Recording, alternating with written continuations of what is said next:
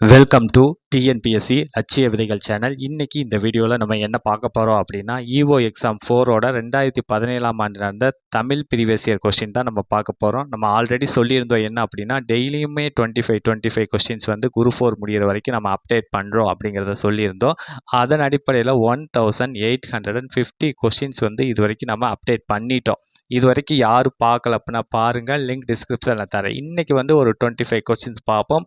அதற்கு முன்னாடி நீங்கள் சப்ஸ்கிரைப் பண்ணாமல் பார்த்துக்கிட்டு இருந்தால் சப்ஸ்கிரைப் பண்ணிவிட்டு பாருங்கள். உங்கள் ஃப்ரெண்ட்ஸுக்கும் ஷேர் பண்ணுங்கள். ஒரு லைக் போட்டு வீடியோ ஸ்டார்ட் பண்ணுங்கள். அது எங்களுக்கு இன்னும் மோட்டிவேட்டடாக இருக்கும். ஓகே, ஃபஸ்ட்டு கொஸ்டின், வங்க சிங்கம் என அழைக்கப்படுபவர் யார் அப்படின்னா ஆப்ஷன் டி, நேதாஜி சுபாஷ் சந்திரபோஸ் அவர்கள் தான் வங்க சிங்கம் அப்படின்னு வந்து அழைக்கப்படுறாரு. ஓகே, இந்த வங்கம் சிங்கம் வந்து அழைக்கப்படக்கூடிய இந்த நேதாஜி சுபாஷ் சந்திர போஸை பற்றி எக்ஸ்ட்ரா டீட்டெயில்ஸ் பார்ப்போம். அதாவது இவர் வந்து முத்துராமலிங்க தேவரோட அரசியல் குருவாக இருந்திருக்காரு. ஓகேங்களா? ஓகே, அது மட்டும் இல்லாமல் இந்த முத்துராமலிங்க தேவரோட அழைப்பை ஏற்று இவர் வந்து மதுரைக்கு வந்தார். அது எந்த நாள் அப்படின்னா 1939 செப்டம்பர் 6 அப்போ இவர் வந்து மதுரைக்கு வந்திருக்காரு. இந்த 2 பாயிண்ட்டுமே இம்பார்ட்டன்ட், நோட் பண்ணுங்கள். ஓகே, செகண்ட் கொஸ்டின், எட்டு தொகை நூல்களுள் பொருந்தாத ஒன்று எது அப்படின்னா ஆப்ஷன் சி, திருக்குறள் தான். ஓகேங்களா? நற்றிணை, நல்ல குறுந்தொகை, ஒத்த பதிற்று பத்து, ஓங்கு பரிபாடல், கற்றறிந்தவர் ஏத்தும் களி, அகம்புறம், இந்த 8 நூல்களுமே 8 தொகையில் வரும். திருக்குறள் தான் வராது. ஓகே, நெக்ஸ்ட் கொஸ்டின், நேரு மகளுக்கு எழுதிய கடிதத்தில் எதனை பற்றி அதிகம் கூறுகிறார் அப்படின்னா ஆப்ஷன் சி, நூல்களை பற்றி தான் அதிகமாகவே சொல்லுவார். அதாவது இது பார்த்தீங்க அப்படின்னா 6th தமிழ் ஓல்டு புக்கில் இந்த டாபிக் இருக்குது. ஓகே, நெக்ஸ்ட் கொஸ்டின், பட்டினம் பாக்கம் என்று அழைப்பது எது அப்படின்னா ஆப்ஷன் டி, கடலை அடுத்து இருக்கும் ஊர்களை தான் என்ன சொல்லுவாங்க அப்படின்னா பட்டினம் பாக்கம் அப்படின்னு வந்து அழைப்பாங்க. ஓகே, இந்த பாக்கம் அப்படிங்கிறது எந்த வகையான ஊர், பட்டினம் அப்படிங்கிறது எந்த வகையான ஊர்களை அழைக்குது அப்படின்னு தெரிஞ்சால் நீங்கள் கமெண்ட் பண்ணுங்கள். ஓகே, நெக்ஸ்ட் கொஸ்டின், தவறான விடையை தேர்ந்தெடுத்து எழுதுக. ஓகே, இதில் தவறான விடை எது அப்படின்னா ஆப்ஷன் சி, 1944 பிரகாசம் முதலமைச்சராக இருந்தார் அப்படிங்கிறது தான் தவறானது. அப்போ அவர் எந்த ஆண்டு வந்து பிரகாசம் அவர்கள் வந்து சிஎம்மாக இருந்தாங்க அப்படின்னா 1945ஆம் ஆண்டு பிரகாசம் அவர்கள் வந்து சிஎம்மாக இருந்திருக்காங்க. ஓகேங்களா? 44 அப்படிங்கிறது தவறு. ஓகே, இதில் பார்த்தீங்க அப்படின்னா இந்த காமராஜர் அவர்கள் 1954 வந்து முதலமைச்சராக பதவியேற்றார். 1963 வரைக்குமே என்னவா இருந்திருக்காரு அப்படின்னா அவர் வந்து முதலமைச்சராக இருந்திருக்காரு. ஓகேங்களா? அவராக பதவி விலகிற வரைக்குமே அவர் வந்து என்னவா தான் இருந்திருக்காரு, காமராஜர் முதலமைச்சராக இருந்திருக்காரு. ஓகே, இந்த காமராஜர் அவர்கள் பார்த்தீங்க அப்படின்னா 1939ஆம் ஆண்டு தமிழ்நாடு காங்கிரஸ் கட்சியோட தலைவராக வந்து நியமிக்கப்பட்டிருக்காரு. ஓகேங்களா? ஓகே, இப்போ உங்களுக்கு ஒரு கொஸ்டின், இந்த காமராஜர் அவர்களுக்கு பாரத ரத்னா விருது வழங்கிய ஆண்டு எது அப்படின்னு தெரிஞ்சால் நீங்கள் கமெண்ட் பண்ணுங்கள். ஓகே, நெக்ஸ்ட் கொஸ்டின், யாருடைய முன்னோர் காலத்தில் கரும்பு சீனாவில் இருந்து கொண்டு வந்து பயிரிடப்பட்டது அப்படின்னா ஆப்ஷன் சி, அதியமான் அவர்களுடைய காலத்தில் தான். ஓகே, அதாவது இப்போ அடுத்த கொஸ்டின் பார்க்கறதுக்கு முன்னாடி இங்கு ஒரு சிறு தகவல், எதற்காக நம்ம இந்த ப்ரீவியஸ் இயர் கொஸ்டின்ஸ் பார்க்குறோம் அப்படிங்கிறது தான். அதாவது தமிழ் ஓல்டு புக்கிலேருந்து கிட்டத்தட்ட 10லேருந்து 15 கொஸ்டின்ஸ் கேட்பாங்க. அந்த 10 to 15 கொஸ்டின்ஸ் அடிக்கணும் அப்படின்னா நீங்கள் வந்து ப்ரீவியஸ் இயர் கொஸ்டின்ஸ் மட்டுமே பார்த்தாலே போதுமானது. உங்களால் வந்து முழு மதிப்பெண்களை எடுத்துட முடியும். ஏன்னா ப்ரீவியஸ் இயர் கொஸ்டின்ஸ் வந்து ஒரு இம்பார்ட்டன்ட். அது மட்டும் இல்லாமல் உங்களுக்கு அப்படியே ஆப்ஷன் முதற்கொண்டு மாற்றாமல் அப்படியே கேட்பாங்க. அதன் அடிப்படையில் இந்த ப்ரீவியஸ் இயர் கொஸ்டின்ஸ் வந்து ஒரு இம்பார்ட்டண்டான ஒரு ரோல் வகிக்குது. அது மட்டும் இல்லாமல் இந்த ப்ரீவியஸ் இயர் கொஸ்டின்ஸ் பார்க்கறது மூலிமா ஓவராலாக நீங்கள் வந்து என்ன ஆகும் அப்படின்னா தமிழில் நல்ல ஸ்ட்ரென்த் ஆவீங்க. ப்ளஸ் வந்து எந்தெந்த ஏரியாக்களில் கொஸ்டின்ஸ் கேட்குறாங்க அப்படிங்கிறதும் அதன் எப்படி படிக்கணும் அப்படிங்கிற அந்த ஒரு புரிதலுமே உங்களுக்கு இந்த ப்ரீவியஸ் இயர் கொஸ்டின்ஸ் பார்க்கறது மூலிமா கிடைக்கும். ஓகே, நெக்ஸ்ட் கொஸ்டின், உள்ளது சிதைப்போர் உளரென படார் இவ்வடிகள் இடம்பெற்ற நூல் எது அப்படின்னா ஆப்ஷன் சி, குறுந்தொகையில் தான் இந்த வரிகள் வந்து இடம்பெற்றிருக்கு. ஓகே, இந்த குறுந்தொகை பற்றி எக்ஸ்ட்ரா டீட்டெயில்ஸ் பார்ப்போம். அதாவது கடவுள் வாழ்த்து உட்பட இந்த குறுந்தொகை எத்தனை பாடல்களை கொண்டுள்ளது அப்படின்னா 401 பாடல்களை கொண்டுள்ளது. ஓகே, அது மட்டும் இல்லாமல் இந்த குறுந்தொகை வந்து முதல்ல பதிப்பிச்சவர் யார் அப்படின்னா சௌரி பெருமாள் அரங்கனார் அப்படிங்கிறவர் தான். 1915ஆம் ஆண்டு சௌரி பெருமாள் அரங்கனார் தான் இந்த நூலை வந்து முதல்ல வந்து பதிப்பிச்சார். ஓகேங்களா? ஓகே, இப்போ உங்களுக்கு ஒரு கொஸ்டின், இந்த குறுந்தொகை நூலோட அடி வரையறை தெரிஞ்சால் நீங்கள் கமெண்ட் பண்ணுங்கள். நெக்ஸ்ட் கொஸ்டின், கம்பனின் மிடுக்கையும் பாரதியின் சினப்போக்கும் ஒருங்கே இவரின் படைப்பில் காணலாம் அப்படின்னா யார் அவர் அப்படின்னா ஆப்ஷன் பி, கா சச்சிதானந்தன் அவர்களுடைய படைப்பில் தான் கம்பனோட மிடுக்கையும் பாரதியோட சினப்போக்கையும் நம்ம ஒருமே காணலாம். நெக்ஸ்ட் கொஸ்டின், இணையில்லை முப்பாலுக்கு இந்நிலத்தே இத்தொடரை பாடிய கவிஞர் யார் அப்படின்னா ஆப்ஷன் டி பாரதிதாசன் அவர்கள் தான் இந்த தொடரை பாடியவர். ஓகே, இவர் வந்து ஒரு இலக்கிய இதழ் ஒன்று நடத்தி வந்தார். அந்த இலக்கிய இதழ் என்ன அப்படின்னு தெரிஞ்சால் நீங்கள் கமெண்ட் பண்ணுங்கள். ஓகே, நெக்ஸ்ட் கொஸ்டின், அயலார் தமக்கும் அன்பே செய்யும் நாணம் கெடாமல் நட்பு கொண்டாடும் பெண்மையை இப்படி புகழ்ந்தவர் யார் அப்படின்னா ஆப்ஷன் ஏ நாமக்கல் கவிஞர் அவர்கள் தான். ஓகேங்களா? ஓகே, இது பார்த்தீங்க அப்படின்னா 9th தமிழ் ஓல்டு புக்கில் இந்த டாபிக் இருக்குது. ஓகே, நம்ம நாமக்கல் கவிஞர் பற்றி எக்ஸ்ட்ரா டீட்டெயில்ஸ் பார்ப்போம்.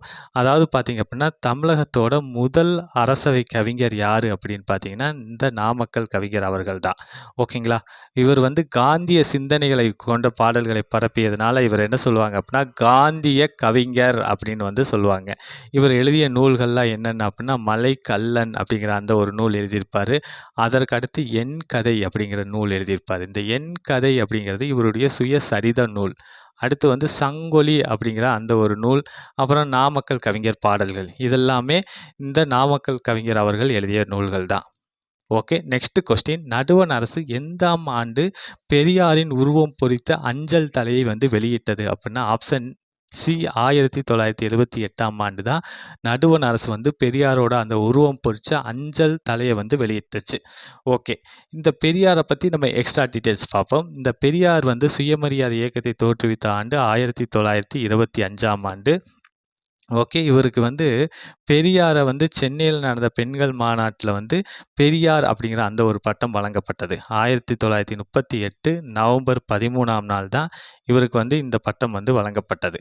ஓகே, இப்போ உங்களுக்கு ஒரு கொஸ்டின், இவருக்கு வந்து தெற்கு ஆசியாவின் சாக்ரட்டிஸ் அப்படிங்கிற அந்த ஒரு பட்டம் வந்து வழங்கப்பட்டது. அது எந்த ஆண்டு எந்த நாள் அப்படின்னு தெரிஞ்சால் நீங்கள் கமெண்ட் பண்ணுங்கள். ஐநா சபையோட யுனெஸ்கோ அமைப்பால் வழங்கப்பட்டதா தெற்கு ஆசியாவின் சாக்ரட்டிஸ் அப்படிங்கிற அந்த ஒரு பட்டம்.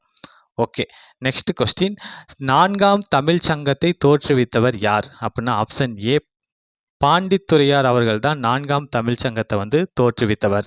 அதாவது இந்த 4ஆம் தமிழ் சங்கம் பார்த்தீங்க அப்படின்னா எங்கே தோற்றுவிக்கப்பட்டது அப்படின்னா மதுரையில் தோற்றுவிக்கப்பட்டது. ஓகே, அதாவது எந்த நாள் அப்படின்னா 1901 செப்டம்பர் 14ஆம் நாள் தான் பார்த்தீங்க அப்படின்னா மதுரையில் வந்து 4ஆம் தமிழ் சங்கம் வந்து தோற்றுவிக்கப்பட்டது. நெக்ஸ்ட் கொஸ்டின், பெண் அடிமை ஆனதற்கு உரிய காரணங்களுள் ஒன்று டேஸ் இல்லாமை அப்படின்னா ஆப்ஷன் சி சொத்துரிமை இல்லாமை தான். ஓகேங்களா? இந்த ஸ்டேட்மெண்ட்டை சொன்னது யார் அப்படின்னா பெரியார் அவர்கள் தான். ஓகே, இந்த பெரியார் பார்த்தீங்க அப்படின்னா தம் வாழ்நாளில் வந்து 8600 நாட்களை வந்து பொதுமக்களுக்காக வாழ்ந்திருக்காரு. அது மட்டும் இல்லாமல் 13,12,000 கிலோமீட்டர் தூரம் பயணம் செஞ்சுருக்காரு.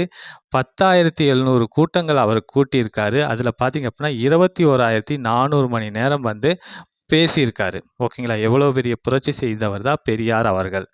ஓகே, நெக்ஸ்ட் கொஸ்டின், இன்ஸ்டிங்க்ட் என்னும் ஆங்கில சொல்லின் சரியான தமிழ் சொல் எது அப்படின்னா ஆப்ஷன் சி இயற்கை அறிவு அப்படிங்கிறது தான் இன்ஸ்டிங்க்ட் அப்படின்னு வந்து சொல்லுவாங்க. ஓகே, நெக்ஸ்ட் கொஸ்டின், பொறுத்துக அதாவது தாவர உறுப்பு பேர்களை வந்து பொறுத்துறது, இதற்கான ஆன்சர் என்ன அப்படின்னு பார்த்தோம் அப்படின்னா ஆப்ஷன் டி 4, 3, 2, 1 தான். அதாவது மூங்கில வந்து என்ன சொல்லுவாங்க அப்படின்னா இலை அப்படின்னு சொல்லுவாங்க, வேப்பம் தலை, கமுகம் கூந்தல், நெல் தாள். ஆப்ஷன் டி தான் இதற்கான ஆன்சர். ஓகே, நெக்ஸ்ட் கொஸ்டின், அதாவது பாடலாசிரியர் பாட்டோட பொருத்தணும். ஓகே, இதற்கான ஆன்சர் என்ன அப்படின்னு பார்த்தீங்க அப்படின்னா ஆப்ஷன் பி 4, 3, 1, 2 தான் இதற்கான ஆன்சர். ஓகே, அதாவது எங்கள் பகைவர் எங்கோ மறைந்தார் இங்குள்ள தமிழர்கள் ஒன்றாதல் கண்டே அப்படிங்கிற அந்த வரிகளை பாடியவர் பாரதிதாசன் அவர்கள். அடுத்து பாட்டாளி மக்களது பசி தீர வேண்டும், பணம் என்னும் மோகத்தின் விசை தீர வேண்டும் அப்படிங்கிறத பாடியவர் யார் அப்படின்னா நாமக்கல் கவிஞர் அவர்கள் தான் இந்த வரிகளை வந்து பாடியிருப்பார். ஓகே, எல்லாரும் எல்லாமும் பெற வேண்டும், இங்கு இல்லாமை இல்லாத நிலை வேண்டும் அப்படின்னு பாடியவர் யார் அப்படின்னா கண்ணதாசன் அவர்கள். அடுத்து சபைகளிலே தமிழ் எழுந்து முழங்க வேண்டும் அப்படின்னு பாடியவர் கவிமணி அவர்கள். ஓகேங்களா? ஓகே, ஆப்ஷன் பி தான் இதற்கான ஆன்சர். ஓகே, நெக்ஸ்ட் கொஸ்டின், பண்டை தமிழர் எருது விடும் திருவிழாவை எவ்வாறு அழைத்தனர் அப்படின்னா ஆப்ஷன் சி ஏறு தழுவுதல் அப்படின்னு வந்து அழைச்சாங்க. ஓகே, இந்த ஏறு தழுவுதல் சம்மந்தமாக எக்ஸ்ட்ரா டீட்டெயில்ஸ் பார்ப்போம். அதாவது பார்த்தீங்க அப்படின்னா கூரிய கொம்புகளும் சிலிர்த்த திமில்களும் கொண்ட 3 எருதுகளை பலர் கூடி விரட்டுவது போன்ற பண்டை ஓவியம் எங்கே காணப்படுது அப்படின்னா நீலகிரி மாவட்டம் கோத்தகிரி அருகே உள்ள கரிக்கையூர் அப்படிங்கிற அந்த இடத்துல தான் என்ன நிகழ்வு காணப்படுது அப்படின்னா, கூரிய கொம்புகளும் சிலிர்த்த திமில்களும் கொண்ட 3 எருதுகளை வந்து பலரும் வந்து விரட்டக்கூடிய நிகழ்வு வந்து காணப்படுது. ஓகேங்களா? ஓகே. இந்த டாபிக் வந்து 9th தமிழ் நியூ புக்கில் இருக்குது. ஓகே. திமிலுடன் கூடிய காளை ஓவியம் வந்து கண்டறியப்பட்ட இடம் எது அப்படின்னா, தேனி மயிலாடும்பாறை, அதாவது சித்திரக்கல் புடவு அப்படிங்கிற அந்த இடத்துல தான் பார்த்தீங்க அப்படின்னா திமிலுடன் கூடிய காளை ஓவியம் வந்து கண்டறியப்பட்டுள்ளது. ஓகே, இதுவும் இம்பார்ட்டன்ட், நோட் பண்ணுங்க. அடுத்து பார்த்தீங்க அப்படின்னா, திமிலுடன் கூடிய காளை ஒன்றை ஒருவர் அடக்க முயல்வது போன்ற ஓவியம் எங்கே காணப்படுது அப்படின்னா, மதுரை உசிலம்பட்டி அருகே உள்ள கல்லூத்துப்பட்டி அப்படிங்கிற அந்த இடத்துல தான் பார்த்தீங்க அப்படின்னா, திமிலுடன் கூடிய காளை ஒன்றை ஒருவர் அடக்குவது போன்று காணப்படுது. கல்லூத்து மேட்டுப்பட்டி அந்த இடம். ஓகேங்களா? ஓகே, இதை நோட் பண்ணுங்கள், இம்பார்ட்டன்ட். பார்த்தீங்க அப்படின்னா 9th தமிழ் நியூ புக்கில் இந்த டாபிக் இருக்குது. நெக்ஸ்ட் கொஸ்டின், வினையே ஆடவருக்கு உயிர் என கூறும் நூல் எது அப்படின்னா, ஆப்ஷன் பி குறுந்தொகை அப்படிங்கிற அந்த ஒரு நூல் தான். நம்ம ஆல்ரெடி பார்த்தோம், குறுந்தொகையை பதிப்பித்தவர் 1915ஆம் ஆண்டு சௌரி பெருமாள் அரங்கனார் அவர்கள். கடவுள் வாழ்த்தோட 401 பாடல்களை கொண்டுள்ளது இந்த குறுந்தொகை அப்படிங்கிற நூல். நெக்ஸ்ட் கொஸ்டின், உமர் கய்யாம் 11ஆம் நூற்றாண்டில் வாழ்ந்த டேஸ் கவிஞர் ஆவார் அப்படின்னா, ஆப்ஷன் சி பாரசீக கவிஞர் ஆவார். ஓகே, அதாவது இந்த உமர் கய்யாம் பற்றி நம்ம எக்ஸ்ட்ரா டீட்டெயில்ஸ் பார்ப்போம். இந்த உமர் கய்யாம் அவர்களுடைய பாடல்களை வந்து தமிழில் மொழிபெயர்த்தவர் யார் அப்படின்னா, கவிமணி தேசியம் விநாயகம் பிள்ளை அவர்கள் தான். ஓகே, இதாவது இவருடைய பாடல்களை என்னன்னு சொல்லுவாங்க அப்படின்னா, இம்மை மறுமையை பற்றி சொல்லக்கூடியது. அதை வந்து என்ன சொல்லுவாங்க அப்படின்னா, ருபாயத் அப்படின்னு வந்து சொல்லுவாங்க. இந்த ருபாயத் அப்படின்னா என்ன பொருள் அப்படின்னா, 4 அடி செய்யுள் அப்படிங்கிற அந்த ஒரு பொருள் தரும். இந்த 4 அடி செய்யுள் கொண்ட இந்த ருபாயத்து பாடல்களை வந்து மொழிபெயர்த்தவர் கவிமணி தேசிய விநாயகம் பிள்ளை. இதில் எத்தனை பாடல்கள் இருக்குது அப்படின்னா, இந்த ருபாயத்தில் 115 பாடல்கள் இருக்குது. ஓகேங்களா? ஓகே, இந்த டாபிக் பார்த்தீங்க அப்படின்னா 9th தமிழ் ஓல்டு புக்கில் இருக்குது. நெக்ஸ்ட் கொஸ்டின், அறிவு உண்டாகுக என வாழ்த்தியவர் யார் அப்படின்னா, ஆப்ஷன் டி அரவண அடிகள் அவர்கள் தான் அறிவு உண்டாகுக அப்படின்னு சொல்லி வாழ்த்தியவர். இந்த வரிகள் வந்து எந்த நூலில் இடம்பெறுது அப்படின்னா, மணிமேகலை அப்படிங்கிற நூலில் வந்து இடம்பெறுது. இந்த மணிமேகலையை இயற்றியவர் யார்? சீத்தலை சாத்தனார் அவர்கள்.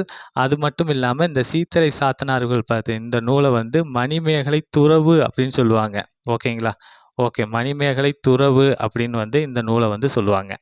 அதுக்கடுத்து பார்த்தோம் அப்படின்னா, அதற்கு அடுத்து ஒரு இதில் பார்த்தீங்க அப்படின்னா, இந்த மணிமேகலை வந்து 30 காதைகளை கொண்டுள்ளது. ஓகே, இதில் முதல் காதை எது அப்படின்னு தெரிஞ்சால் நீங்கள் கமெண்ட் பண்ணுங்கள்.